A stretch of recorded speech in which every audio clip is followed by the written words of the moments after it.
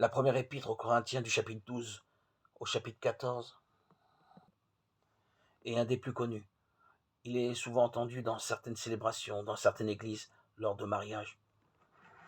Il s'insère dans une réflexion de Paul sur l'unité de l'Église, comparée à un corps dont chaque baptisé constitue un membre.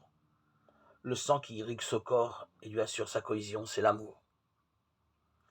Ce texte, que l'on appelle quelquefois l'hymne à l'amour, est rédigé sous la forme de l'éloge, comme il était fréquent d'en faire à l'époque pour mettre en avant l'importance d'une vertu, d'une qualité, voire d'une personne. Sa structure est à la fois très simple et très subtile.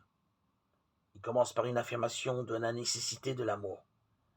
Il se poursuit par une tentative de description de l'amour, puis se termine par une affirmation de l'amour, plus grand que tout. Dans ces lignes, l'apôtre Paul parle d'amour.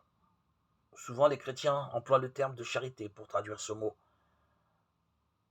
en usant ainsi d'un autre terme que celui offert par la langue courante.